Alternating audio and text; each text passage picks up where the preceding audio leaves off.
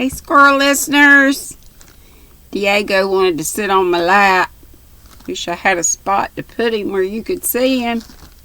He's always back here in the back where he can't be seen, so pulled him out, but here he is.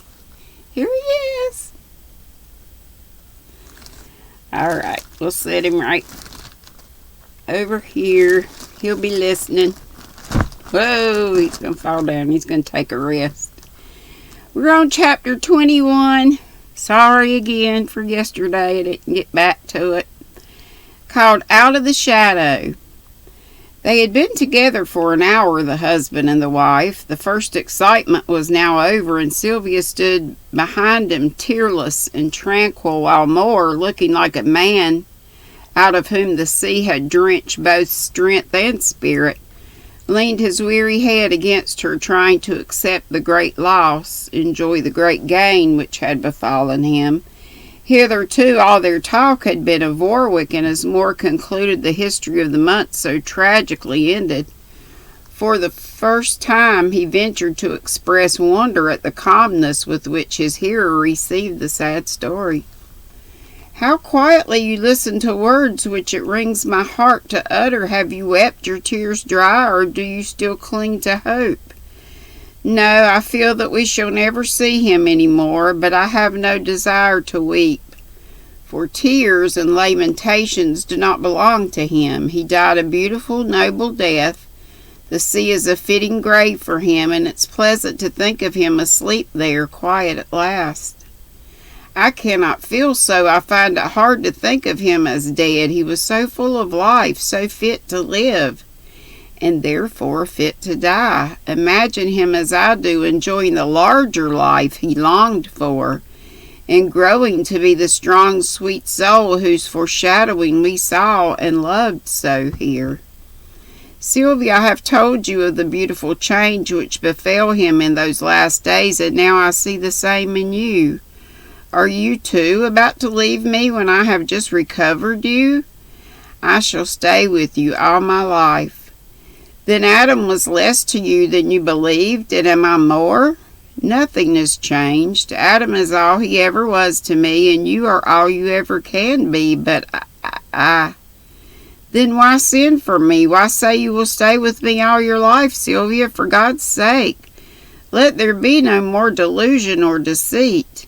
Never again. I will tell you, I meant to do it at once, but it's so hard."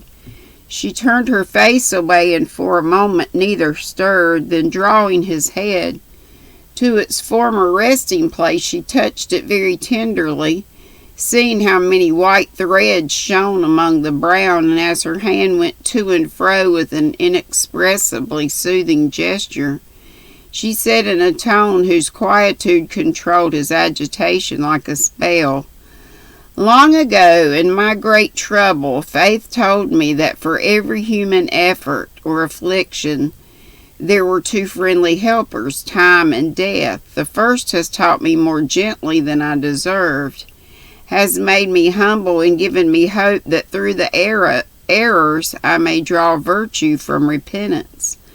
But while I have been learning the lessons time can teach, the other helper has told me to be ready for its coming.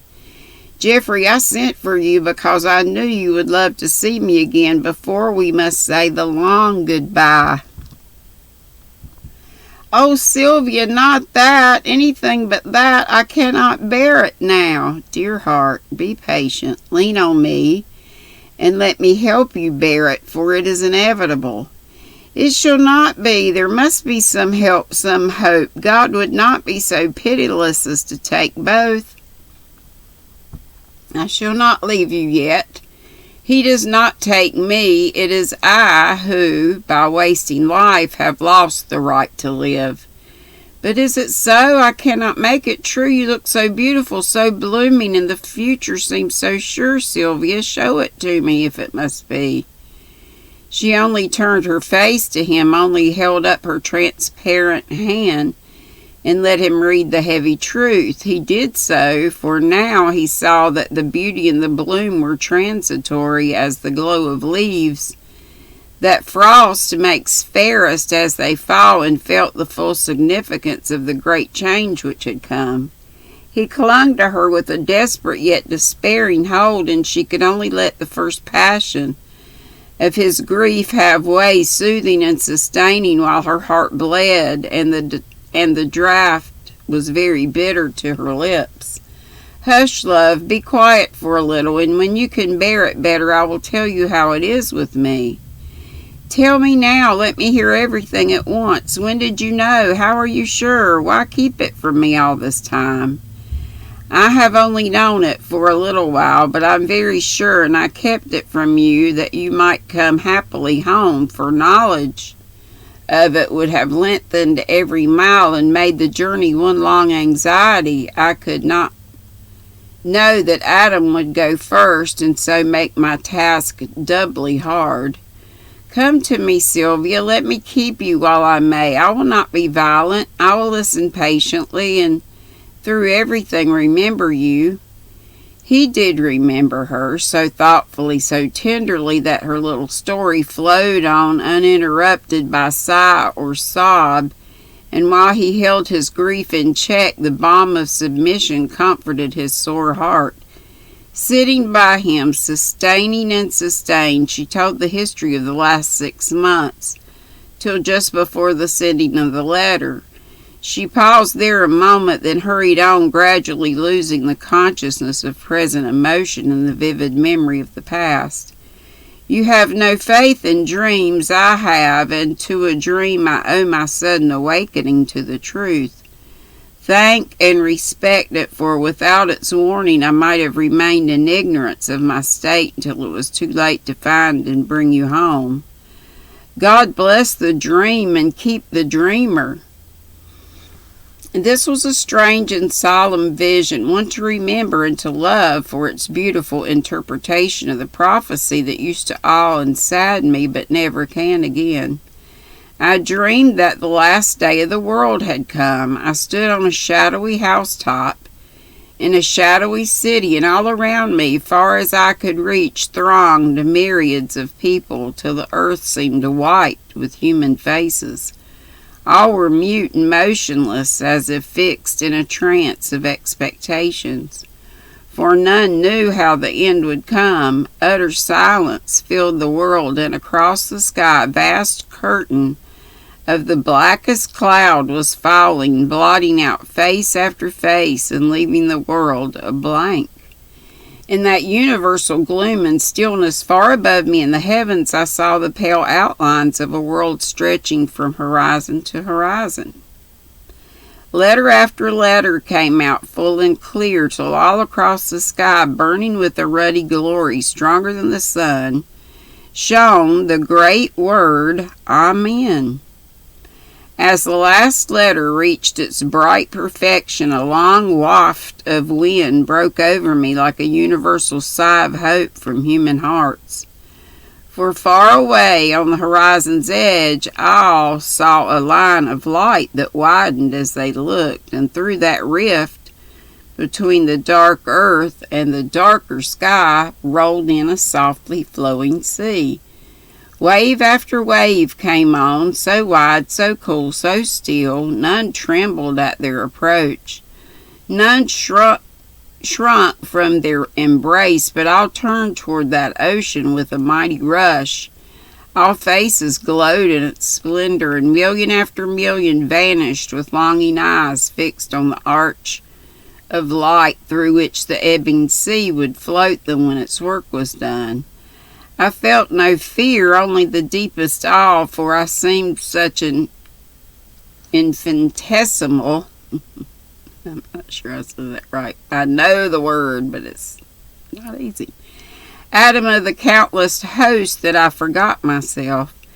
Nearer and nearer came the flood, till its breath blew on my cheeks, and I too leaned to meet it, longing to be taken.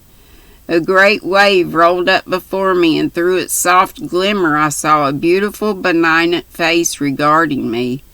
Then I knew that each and all had seen the same, and losing fear and love were glad to go. The joyful yearning woke me as the waves seemed to break at my feet and ebbing, leave me still alive. And that is all? Only a dream, a foreboding fancy, Sylvia? When I woke, my hair was damp on my forehead, my breath quite still, my heart so cold I felt as if death had indeed been near me and left its chill behind. So strong was the impression of the dream, so perfect was the similitude between the sensations I had experienced then, and more than once awake, that I felt that something was seriously wrong with me. You had been ill then? Not consciously, not suffering any pain, but consumed with an inward fever that would not burn itself away. I used to have a touch of it in the evenings, you remember, but now it burned all day, making me look strong and rosy, yet leaving me so worn out at night that no sleep seemed to restore me. A few weak and weary hours, then the fire...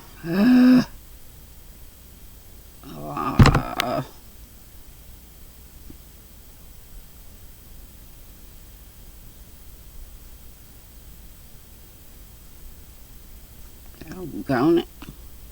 I put my thumb down and the pages went flying. Let's see, you had been ill then. Yet leaving me so worn out at night that no sleep seemed to restore me. A few weak and weary hours, and the fire was rekindled, and the false strength, color, spirits returned to deceive myself and those about me for another day. Did you tell no one this, Sylvia? Not at first, because I fancied it a mental ill, and I had thought so much, so deeply it seemed but natural I should be tired. I tried to rest myself by laying all my cares and sorrows in God's hand, and waiting patiently to be shown the end. I see it now, but for a time I could only sit and wait, and while I did so, my soul grew strong, but my ill-used body failed. The dream came, and in the stillness of that night I felt a strange assurance that I should see my mother soon. Dear, what did you do? I determined to discover if I had deceived myself with a superstitious fancy, or learned a fateful fact in my own mysterious way. If it were false, no one would be made anxious by it. If true, possessing the first knowledge of it would enable me to comfort others. I went privately to town and consulted the famous physician who has grown gray in the study of disease. Did you go alone, Sylvia? Yes, alone. I'm braver than I used to be, and I have learned never to feel quite alone. I found a grave, stern-looking man. I told him that I wished to know the entire truth, whatever it might be, and that he need not fear to tell me because I was prepared for it. He asked many questions, thought a little, and was very slow to speak. Then I saw how it would be, but urged him to set my mind at rest. His stern old face grew very pitiful as he took my hand and answered gently, "My child, go home and prepare to die." This is terrible. Good God, how cruel, Sylvia. How did you bear it? At first, the earth seemed to slip away from under me in time to stand still. Then I was myself again and could listen steadily to all he said. It was only this: I had been born with a strong nature in a feeble frame, had lived too fast, wasted health ignorantly, and was past help. Could he do nothing for you? Nothing, but tell me how.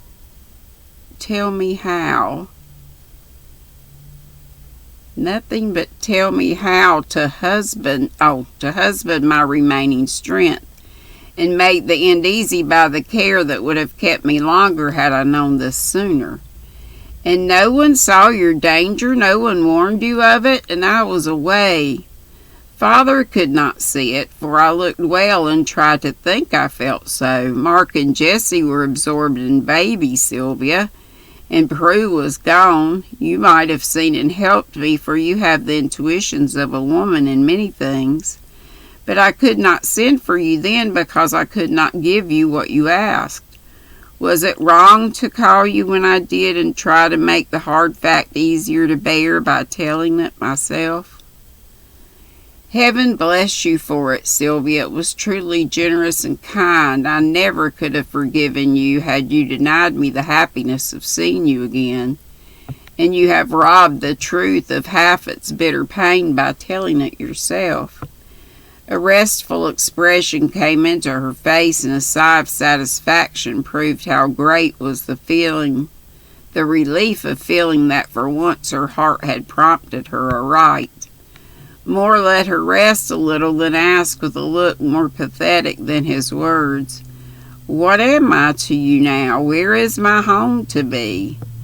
"My friend forever, no more, no less, and your home is here with us until I leave my father to your care. All this pain and separation were in vain if we have not learned that love can neither be forced nor feigned. While I endeavored to do so, God did not help me, and I went deeper and deeper into sorrow and wrongdoing. When I dropped all self-delusion and desperate striving and stood still asking to be shown the right, then he put out his hand and through much tribulation led me to convictions that I dare not disobey. Our friendship may be a happy one if we accept it and use it as we should. Let it be so, and for the little while that I remain, let us live honestly before heaven and take no thought for the world's opinion." Adam might have owned the glance she bent upon her husband, so clear, so steadfast was it, but the earnestness was all her own, and blended with it a new strength that seemed a late compensation for lost love and waning life. Remembering the price both had paid for it, more gratefully accepted the cost friendship offered him, and soon acknowledged both its beauty and its worth. "One question more, Sylvia. How long?" It was very hard to answer, but folding the sharp fact in the gentlest fancy that appeared to her, she gave him the whole truth. "I shall not see the spring again, but it will be a pleasant time to lay me underneath the flowers." Sylvia had not known how to live, but now she proved that she did know how to die. So beautifully were the two made one, the winning girl, the deep-hearted woman, that she seemed the same beloved Sylvia, yet Sylvia strengthened, purified, and perfected by the hard past, the solemn present. Those about her felt and owned the unconscious power which we call the influence of character, and which is the noblest that gives sovereignty to man or woman. So cheerfully did she speak of it, so tranquilly did she prepare to meet it, that death soon ceased to be an image of grief or fear to those about her, and became a benignant friend who, when the mortal wearies, blesses it with a brief sleep that it may wake immortal. She would have no sad sick chamber, no mournful faces, no cessation of the wholesome household cares and joys that do so much to make hearts strong and spirits happy. While strength remained, she went her round of daily duties, doing each so lovingly that the most trivial became a delight, and taking unsuspected thought for the comfort or the pleasure of those soon to be left behind, so tenderly that she could not seem lost to them even when she was gone. Faith came to her, and as her hands became too weak for anything but patient folding, every care slipped so quietly into Faith's that few perceived how fast she was laying down the things of this world and making ready to take up those things of the world to come. Her father was her faithful shadow, bent and white-haired now, but growing young at heart in spite of sorrow, for his daughter had in truth become the blessing of his life. Mark and Jessie brought their offering of love in little Sylvia's shape, and the innocent consoler did her sweet work by making sunshine in a shady place. But more was all in all to Sylvia, and their friendship proved an abiding strength, for sorrow made it very tender, sincerity ennobled it, and the coming change sanctified it to them both. April came, and on her birthday, with a grateful heart, Moore gathered the first snowdrops of the year. All day they stood beside her couch, as fragile and as pale as she, and many eyes had filled, as loving fancies likened her to the slender, transparent vase, the very spirit of a shape, and the white flowers that had blossomed beautifully through the snow. When the evening lamp was lighted, she took the little posy in her hand and lay with her eyes upon it, listening to the book Moore read, for this hour always soothed the unrest of the day. Very quiet was the pleasant room, with no sounds in it but the soft flicker of the fire, the rustle of Faith's needle, and the subdued music of the voice that patiently went reading on long after Sylvia's eyes had closed, lest she should miss its murmur.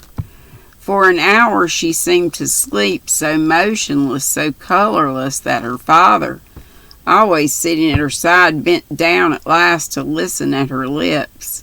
The lips smiled, the eyes unclosed, and she looked up at him with an expression as tender as tranquil. A long sleep and pleasant dreams that wake you smiling? He asked. Beautiful and happy thoughts, Father. Let me tell you some of them. As I lay here, I fell to thinking of my life, and at first it seemed the sorrowfulest failure I had ever known. Whom had I made happy? Had I done worth the doing?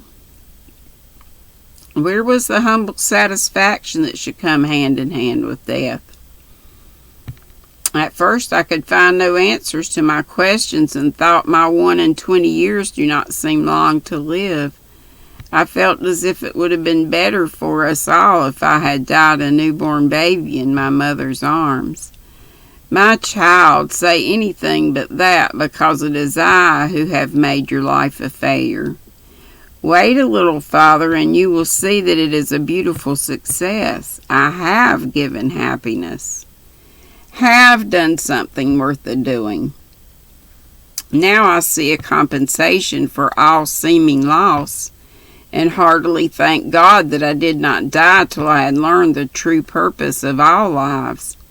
He knows that I say these things humbly, that I claim no virtue for myself, and have been a blind instrument in his hand to illustrate truths that will endure when I am forgotten. I have helped Mark and Jessie, for remembering me they will feel how blessed they are in truly loving one another.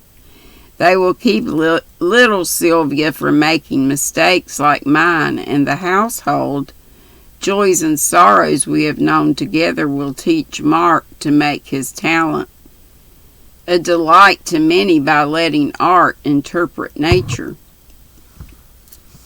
Her brother, standing beside her, stooped and kissed her, saying through his tears, I shall remember, dear. I have helped Geoffrey, I believe. He lived too much in the affections, till through me he learned that none may live for love alone. Genius will be born of grief, and he will put his sorrow into song to touch, and teach other hearts more gently than his own has been, so growing a nobler and richer man for the great cross of this life, of his life. Oh! I have something to wet the whistle. 25 minutes almost.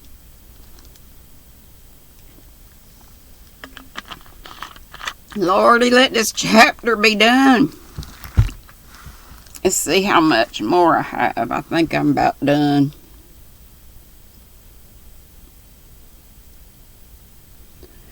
One, two, three. Are we about done? And this is the end of the book. And the next book is called The Mysterious Key and What It Opened. Looks like a short book. Calm with the calmness of a grief too deep for tears and strong in a devout belief, Moore gave his testimony as she paused. I shall endeavor, and now I'm grateful for the pain as for the joy, because together they will show me how to live. And when I have learned that, I shall be ready to come to you.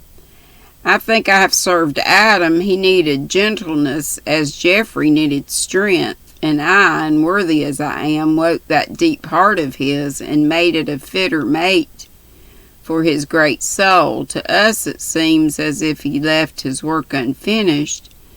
But God knew best, and when he was needed for a better work, he went to find it. Yet I am sure that he was worthier of eternal life for having known the discipline of love. There was no voice to answer now, but Sylvia felt that she would receive it very soon and was content. Have you no lesson for your father? The old man needs it most. She laid her thin hand tenderly on his, that if words should bring reproach, she might seem to share it with him. Yes, Father, this, that if the chief desire of your heart is for the right, it is possible for any human being, through all trials, temptations, and mistakes, to bring good out of evil, hope from despair, success from defeat, and come at last to know an hour as beautiful and blessed as this. Who could doubt that she had learned the lesson, when from the ruins of the perishable body, the imperishable soul rose steadfast and serene, proving that after the long bewilderment of life and love, it had attained the eternal peace. The room grew very still, and while those about her pondered her words, with natural tears, Sylvia lay looking up at a lovely picture that seemed leaning down to offer her again the happiest memory of her youth. It was a painting of the moonlight voyage down the river. Mark had given it that day, and now, when the longer, sadder voyage was nearly over, she regarded it with a tender passion. The moon shone full on Warwick, looking out straight and strong before him with a vigilant expression native to his face, a fit helmsman to guide the boat along that rapid stream. Mark seemed pausing to watch the oars silvered by the light and their reflections wavy with the current. Moore, seen in shadow, leaned upon his hand as if watching Sylvia, a quiet figure full of grace and color, couched under the green arch. On either hand, the summer woods made vernal gloom. Behind the cliffs rose sharply up against the blue, and all before wound a shining road along which the boat seemed floating like a bird on silver wings between two skies.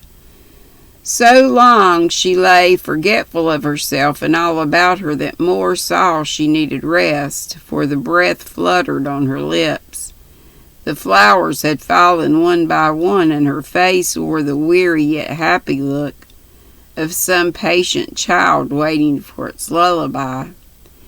Dear, you have talked enough. Let me take you up now, lest the pleasant day be spoiled by a sleepless night. I am ready, yet I love to stay among you all, for in my sleep I seem to drift so far away I never quite come back. Good night, I shall see you in the morning.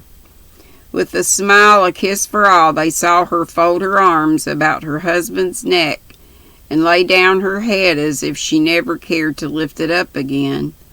The little journey was both a pleasure and pain to them, for each night the way seemed longer to Sylvia, and though the burden lightened, the bearer grew more heavy-hearted. It was a silent passage now, for neither spoke, except when one asked tenderly, "Are you easy, love?" And the other answered with a breath that chilled his cheek, quite happy, quite content. So cradled on the heart that loved her best, Sylvia was gently carried to the end of her short pilgrimage. And when her husband laid her down, the morning had already dawned. The end. That's a sad one. Don't too much care for that one. This one's called The Mysterious Key and What It Opened, and there's only 8 chapters. So I don't know. I hope you have a lovely night. It's almost 8 bells. And have a good restful sleep and a great day tomorrow. When I won't be on live, I hope to get a lot of stitching done. Hope and pray. That's my prayer every day. And I found my red hook. It was right down here at the... Anyway, it was right here. It was in my yarn. It was kind of sticking in the hole. I knew where I'd seen it last. Anyway, love you bunches. Be sweet, don't be ugly. Bye-bye.